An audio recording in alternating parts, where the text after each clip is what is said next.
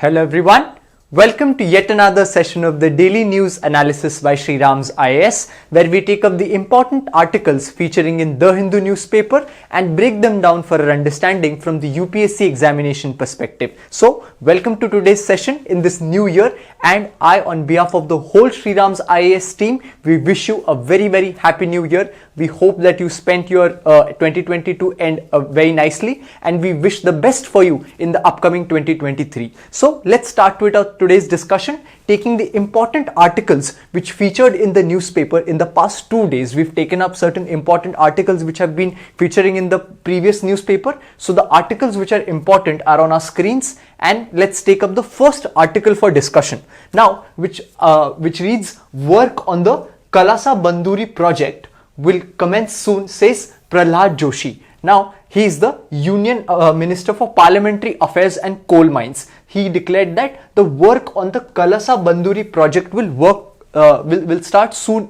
And there's another article in the previous day which read, "Kalasa Banduri drinking water project gets centre's nod." Now, both these articles, as we can see, pertain to the same issue, that is the Kalasa Banduri project. Now, this also becomes the topic at hand for us to study as to what exactly is this project, and do we know that based on this Kalasa Banduri project, the governments of Goa and governments of Karnataka are at loggerheads with each other with respect to sharing of river water. So, through this article, we'll understand the issue that is ongoing between the Goa government and the Karnataka government based on the river water sharing, especially of the Mahadai river, and what is the Kalasa Banduri project that is supposed to be taken up on this particular Mahadai river.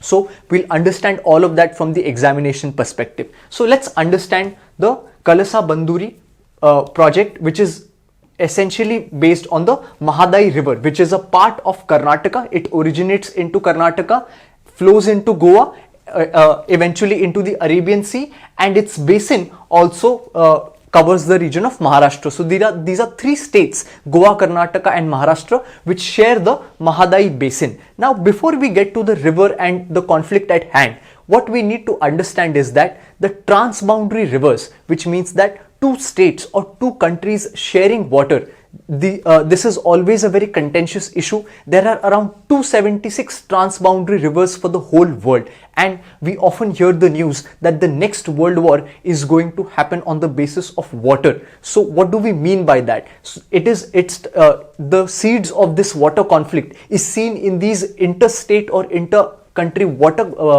boundary conflicts, wherein the sharing of water is often at conflict, wherein one state wants a larger share of the river water and the other state objects to it, or one country or the other country vice versa in the other scenario. So this river water dispute between Goa and Karnataka forms the larger part of such interstate river water disputes, which is a reflection of the water crisis that is looming in the country and for the planet as a whole as well.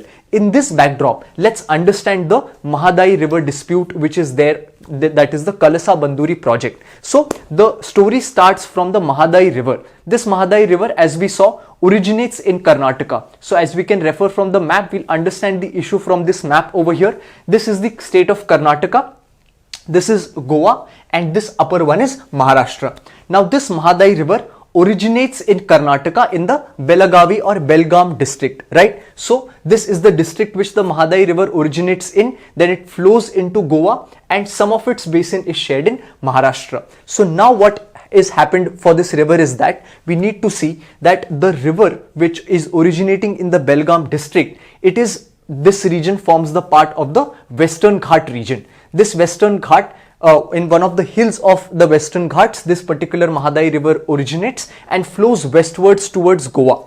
But the tragedy with respect to this river is that the district in which it is originating, the Belagavi district, that district itself is not able to access the water of the Mahadai river. Why? Because the river flows westward and the district and other parts of the region are in the eastward region, and this is the reason why this particular river is not able to supply water to the Belgaum district. And what is the reason that the river is not able to share its water with the Belagavi district, or there is what is the speciality with this Belagavi district region? So it is said that this region, the Belagavi district and the other parts in the vicinity of these Western Ghats, is the second most arid region in India after Rajasthan. And why is this so? Because when we see that there are Western Ghats present over here, due to the presence of the Western Ghats, we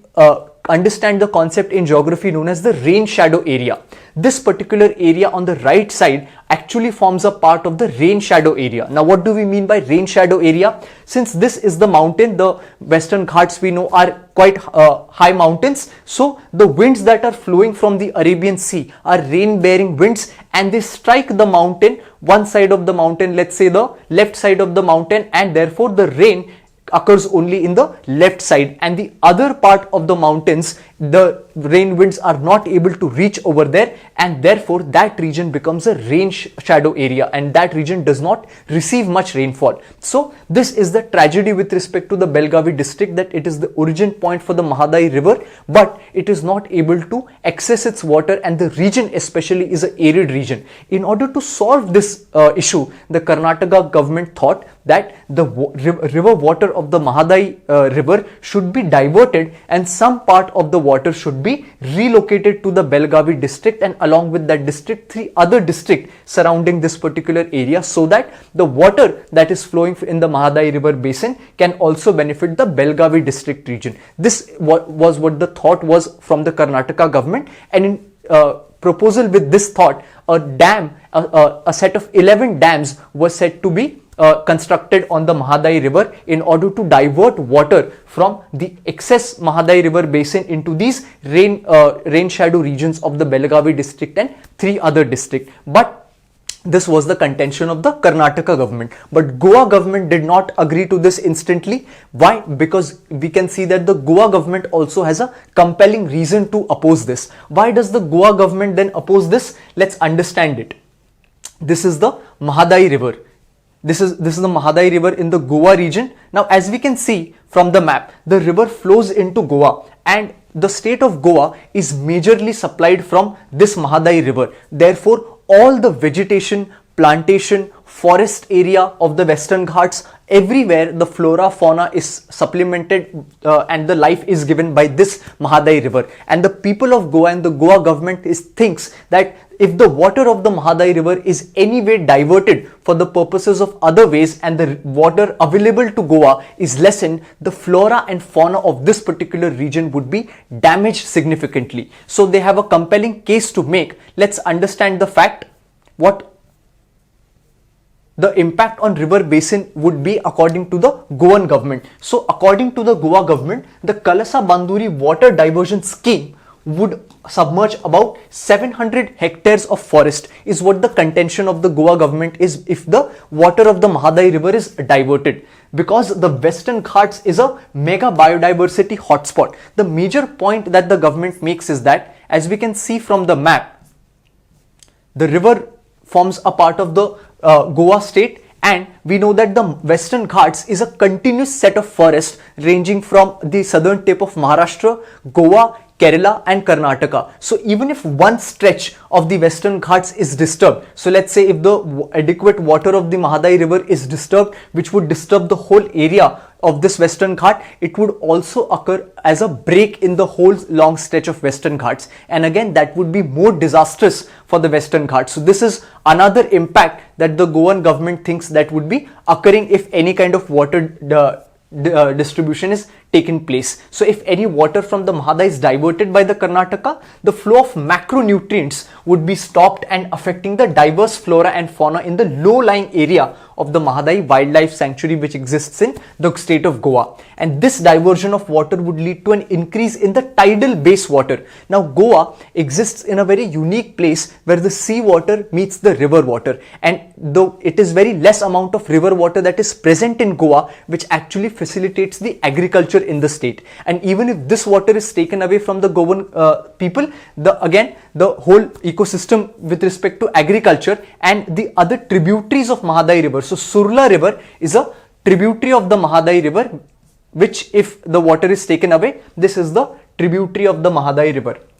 Now, where are these dams proposed? So one is the Kalasa Dam, which is present in the northern part of the Goa state, and one is the Bandura Dam. These are on various points of the river. So the Bandura Dam is on the Mahadai river, and the Kalasa Dam is on the tributary of the Mahadai river, and both these river water would be transported to another river known as the Malaprabha river. Now Malaprabha river is again not a tributary of the Mahadai river, but it is a tributary of the Krishna river. These rivers and the dams constructed on them become important because UPSC keeps on focusing on them in the previous year papers as well. So one such example is from the 2022 prelims paper, where we can see that the names of the reservoirs are mentioned and which state they belong to are mentioned as well. So therefore this particular topic becomes very important for us. So we tried to understand this conflict. What is the project? So we understood that it's a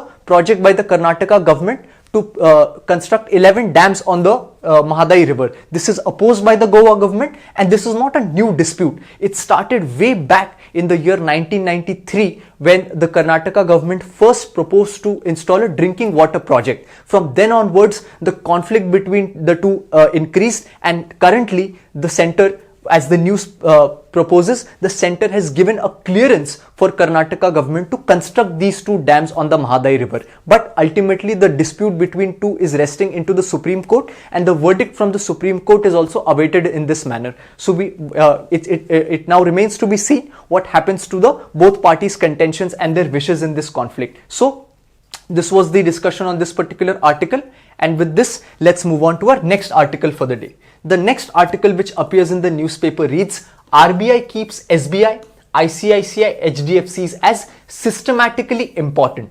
Now this is an important article appearing in the newspaper which talks about certain banks being classified as systematically important. These are known as domestic systematically important banks, or DSIBs. Now this topic becomes important from the exam perspective, as previously UPSC has already asked a question on the DSIBs, or domestic systematically important banks. So what is this system of domestically important systematic banks? We'll understand that. So what are these banks? Basically, the DSIBs, or systematically important banks, are those banks which are too big to fail, which means that they are so big a bank for that they enjoy a huge customer base and also engage in cross-sector activities and are perceived as too big to fail. So this is the keyword given to them, so which means that those banking institutions which become very important for any country's economy,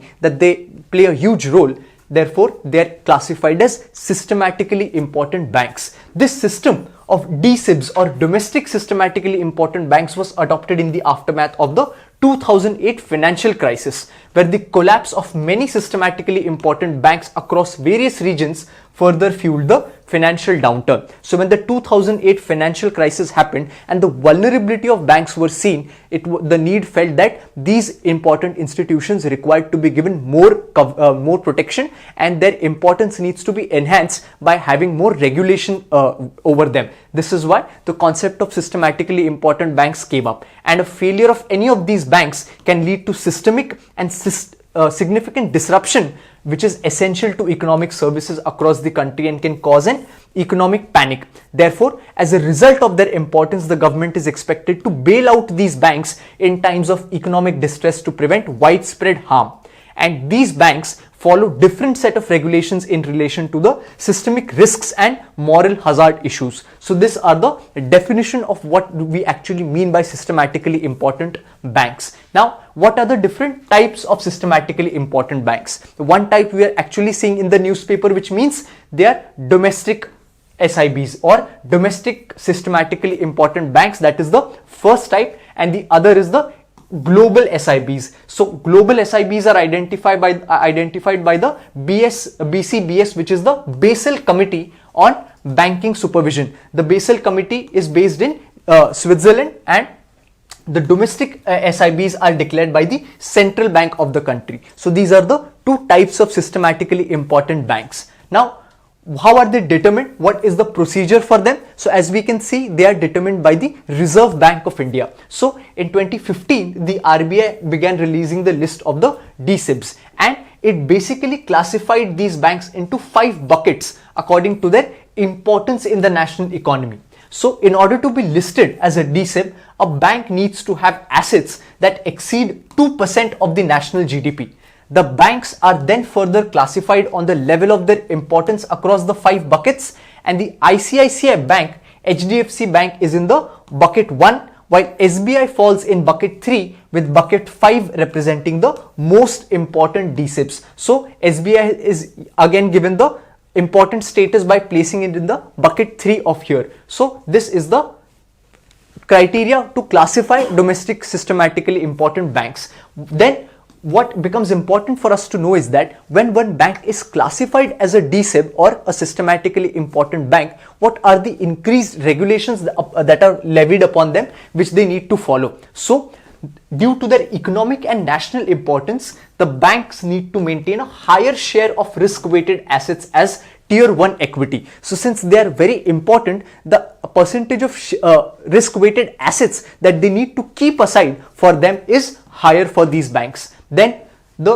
for SBI, since it's placed in the bucket 3 of the DSIBs, has to maintain additional common equity tier 1 at 0.60% of its risk-weighted assets. So again, the higher the bucket a bank is placed, the more number of percentage of assets it is required to keep aside. Then the ICICI and HDFC, which are in the bucket 1, have to maintain additional common equity tier 1 at 0.20% of their RWA or risk-weighted assets due to being in bucket 1 of the DSIBs. This is the regulation, that extra regulation that is levied upon them, which they have to follow. So this was a discussion with these particular topics today. We come to the end of today's discussion, and we'll meet again tomorrow with the important articles from the newspaper. Thank you.